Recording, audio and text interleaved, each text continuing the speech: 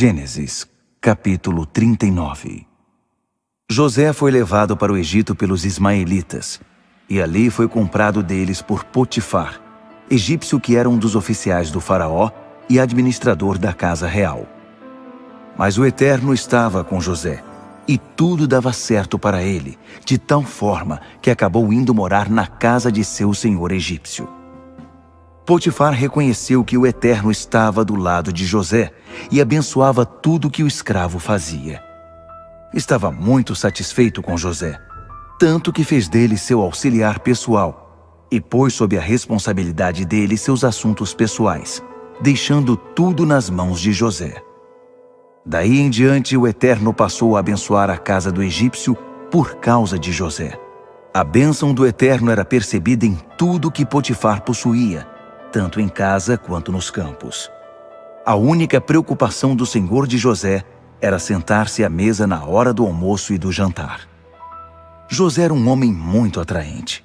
Com o passar do tempo, a esposa do seu senhor sentiu-se atraída por ele e um dia o convidou. "Deite-se comigo." Mas ele recusou e disse a ela: "Veja, meu senhor não se preocupa com nada do que acontece aqui, pois confia em mim. Ele pôs sob minha responsabilidade tudo o que possui e me trata como se eu fosse alguém do nível dele. A única coisa que ele me vetou foi você. Afinal, você é a mulher dele. Eu jamais poderia trair a confiança dele e pecar contra Deus." No entanto, ela insistia com ele dia após dia, enquanto ele se mantinha firme, recusando-se a ter um caso com ela. Certo dia ele chegou para cumprir suas tarefas e nenhum dos que trabalhavam na casa estava presente. A mulher aproveitou-se disso e agarrou José pela capa. "Deite-se comigo", dizia ela. Mas ele deixou a capa na mão dela e saiu correndo da casa.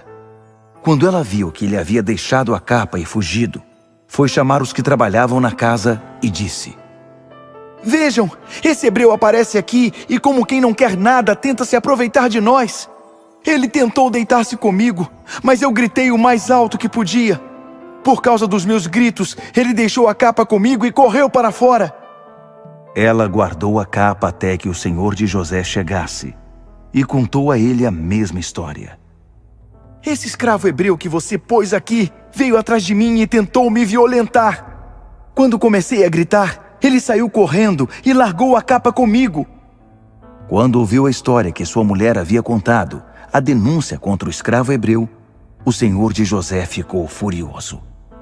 Ele mandou buscar José e fez que o trancassem na prisão na qual costumavam ficar os prisioneiros do rei.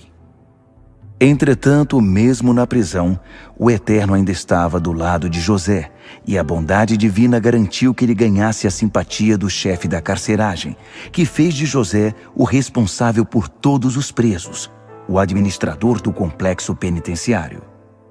O chefe da carceragem deu tanta liberdade a José que nem sequer o vigiava, pois o Eterno estava do lado dele. Dessa maneira, tudo o que José fazia dava certo. Gênesis, capítulo 40. O tempo passou, e aconteceu que o copeiro e o padeiro do rei do Egito ofenderam seu senhor, o rei do Egito. O faraó ficou furioso com seus 2 oficiais, o chefe dos copeiros e o chefe dos padeiros, e os pôs sob a custódia do capitão da guarda, na mesma cela em que José estava. O capitão da guarda deixou José responsável por atender às necessidades deles. O copeiro e o padeiro do rei estavam detidos havia algum tempo, e os 2 tiveram um sonho na mesma noite, cada sonho com um significado. Quando José chegou de manhã, percebeu que eles estavam aborrecidos e perguntou aos 2 oficiais do faraó, que agora eram seus companheiros de prisão: "O que aconteceu? Por que estão com essa cara abatida?" Eles responderam: "Cada um de nós teve um sonho, mas não temos ninguém que nos explique o significado." José retrucou: "Por acaso não é de Deus que vêm as interpretações? Contem-me os sonhos." O primeiro a contar o sonho a José foi o copeiro. No meu sonho havia uma videira com 3 galhos na minha frente. Ela brotou, floresceu e produziu uvas que amadureciam nos cachos. Eu estava segurando o copo do faraó. Então peguei as uvas e as espremi no copo e o entreguei ao faraó. E José disse: a interpretação é a seguinte: os 3 galhos são 3 dias. Dentro de 3 dias, o faraó vai tirar você daqui.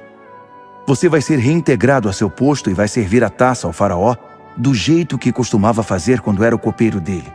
Mas não se esqueça de mim quando as coisas estiverem dando certo para você. Fale de mim ao faraó e tire-me daqui. Fui sequestrado na terra dos hebreus e agora estou preso sem ter feito nada que justificasse eu ter sido jogado neste buraco. O chefe dos padeiros percebeu que a interpretação de José havia sido boa e disse: meu sonho foi assim. Havia 3 cestas de vime sobre minha cabeça. Na cesta de cima havia diversos tipos de pães e doces, e os passarinhos vinham comer da cesta que estava sobre minha cabeça. José disse: a interpretação é a seguinte: as 3 cestas são 3 dias. Dentro de 3 dias o faraó mandará cortar sua cabeça.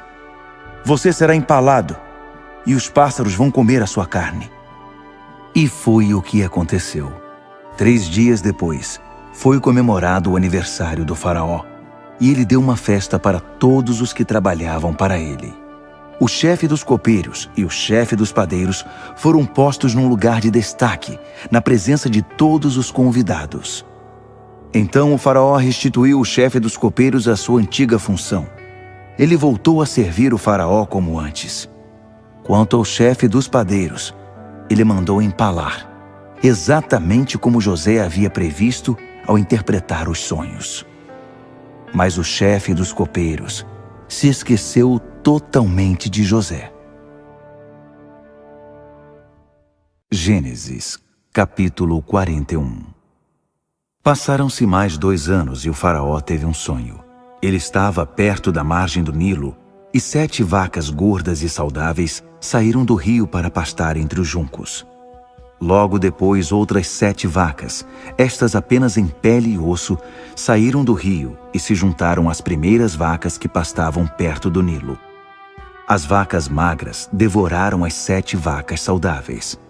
Então o faraó acordou. Logo depois ele voltou a dormir e sonhou pela segunda vez. Agora viu 7 espigas de grãos, todas grandes e viçosas, que saíam da mesma haste. Mas outras 7 espigas, estas mirradas e ressecadas pelo vento leste, brotaram no meio delas, e as espigas mirradas engoliram as espigas saudáveis e encorpadas. Então o faraó acordou. Era mais um sonho. Quando o dia amanheceu, ele estava perturbado e mandou chamar todos os magos e sábios do Egito. O faraó contou os 2 sonhos, mas ninguém conseguiu interpretá-los. Então o chefe dos copeiros se manifestou. Acabei de me lembrar de um incidente. Peço desculpas, pois eu devia ter falado isso já faz algum tempo. Certa ocasião, quando o faraó ficou irado comigo e com o chefe dos padeiros, ele nos prendeu na casa do capitão da guarda, e nós 2 tivemos sonhos na mesma noite, cada sonho com seu significado. Aconteceu que havia naquela prisão um escravo hebreu que prestava serviço ao capitão da guarda. Nós contamos os sonhos a esse escravo, e ele os interpretou para nós, um de cada vez. E tudo aconteceu exatamente como ele havia falado. Eu fui restituído às minhas funções, e o chefe dos padeiros foi empalado. O faraó mandou buscar José imediatamente. Ele foi retirado às pressas da sua cela, fez a barba, vestiu roupas limpas e então se apresentou ao faraó. O faraó disse a José: Tive um sonho, mas ninguém consegue interpretá-lo. Mas fiquei sabendo que você consegue interpretar sonhos. Basta que sejam contados a você. José respondeu: Eu não, mas Deus. Ele vai acalmar o coração do faraó. O faraó disse a José: No sonho eu estava à margem do Nilo. 7 vacas vistosas e cheias de saúde saíram do rio e começaram a pastar no meio dos juncos. Logo em seguida saíram outras 7, todas magras, só pele e osso. Eu nunca tinha visto vacas tão feias em todo o Egito. As 7 vacas magras e feias comeram as 7 vacas saudáveis. Mas por incrível que pareça, depois de comê-las, elas continuaram magras e feias como antes. Então acordei. No meu segundo sonho, vi 7 espigas viçosas, cheias de grãos que saíam da mesma haste. Logo depois delas brotaram outras 7, mirradas e ressecadas pelo vento leste, e as espigas mirradas engoliram as espigas cheias. Contei os 2 sonhos aos magos, mas eles não chegaram a conclusão alguma. José disse ao faraó: os 2 sonhos do faraó têm o mesmo significado. Deus está dando um aviso sobre o que ele está para fazer. Tanto as 7 vacas saudáveis, quanto as 7 espigas cheias representam 7 anos. O significado é um só. As 7 vacas magras e feias que apareceram depois representam 7 anos. E as 7 espigas de grãos mirradas e ressecadas pelo vento leste representam a mesma coisa: 7 anos de fome. O significado é o que eu já disse. Deus está dizendo ao faraó o que ele está para fazer. Estão para chegar 7 anos de fartura em todo o Egito, mas logo em seguida virão 7 anos de fome, e não ficará no Egito nem sinal dessa fartura. O país será arrasado pela fome, e não restará nada da fartura anterior. A fome será devastadora. O faraó teve o mesmo sonho 2 vezes, para ressaltar que Deus não vai demorar a agir. Por isso, o faraó precisa escolher um homem experiente e sábio para administrar o país e também designar outros encarregados por todo o Egito, para que organizem tudo durante os anos de fartura. Eles deverão reunir todo o alimento produzido nos anos bons que estão por vir e, sob a autoridade do faraó, estocar os grãos em cidades armazém. Esses grãos serão preservados para os 7 anos de fome que estão por vir sobre o Egito. É a única forma de o país não ser arrasado pela fome. O faraó e seus oficiais acharam a ideia excelente. Dirigindo-se a seus oficiais, o faraó perguntou: por acaso não é ele o homem de que precisamos? Encontraremos outra pessoa igual a ele, em quem esteja o Espírito de Deus? Em seguida, dirigindo-se a José, declarou: você é a pessoa de quem estamos precisando. Parece que Deus entregou a você o plano detalhado, e ninguém tem a experiência e a sabedoria que você demonstra. De hoje em diante, você será responsável pelos meus negócios. Todo o meu povo seguirá suas ordens. Apenas eu, na condição de rei, estarei acima de você. E foi assim que José recebeu esta incumbência. Estou pondo sob seus cuidados toda a terra do Egito. Em seguida, o faraó tirou seu anel de autoridade e o pôs no dedo de José. Também ordenou que ele fosse vestido com roupas do melhor linho e pôs em seu pescoço um colar de ouro. A segunda carruagem na hierarquia de comando ficou à sua disposição, e quando ele passava, o povo gritava: viva! Desse modo, toda a terra do Egito foi posta sob o comando de José. O faraó disse ainda a José: sou o faraó, mas no Egito nada acontecerá sem seu selo de aprovação. Ele deu a José um nome egípcio: Zafenate-Paneia. Deus fala e ele vive. Deu a ele também uma esposa egípcia, Azenate, filha de Potífera, sacerdote de On, Heliópolis. Assim, José assumiu seu cargo na terra do Egito. Ele estava com 30 anos de idade quando começou a trabalhar para o faraó, rei do Egito. Logo que saiu da presença do rei, ele começou a desempenhar sua tarefa no Egito. Nos 7 anos de fartura que se seguiram, a terra produziu safras excepcionais. José juntou o alimento dos 7 anos bons no Egito e o armazenou em diversas cidades. Em cada cidade, ele estocava o excedente das plantações da região e reuniu uma quantidade de grãos tão grande que ele acabou desistindo de contar, pois competiam em quantidade com a areia da praia. José teve 2 filhos que nasceram antes dos anos de fome. Azenate, filha de Potífera, sacerdote de On, era a mãe. José deu ao primeiro o nome de Manassés, esquecer, dizendo: Deus me fez esquecer todo o meu sofrimento e a casa dos meus pais. Ao segundo filho deu o nome de Efraim, prosperidade em dobro, dizendo: Deus me fez prosperar na terra da minha tristeza.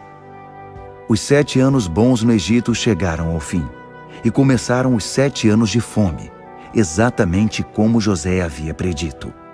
Na verdade, a fome atingiu todos os países, mas o Egito era o único em que havia alimento. A fome era sentida em toda a terra do Egito, e o povo, em desespero, veio pedir comida ao faraó. A resposta dele aos egípcios era: procurem José e façam o que ele disser. No momento em que a fome se agravou em todo o país, José abriu os celeiros e começou a vender os mantimentos aos egípcios. A fome era severa. Não demorou até que o mundo inteiro viesse comprar mantimentos com José. A fome era grande em todo lugar.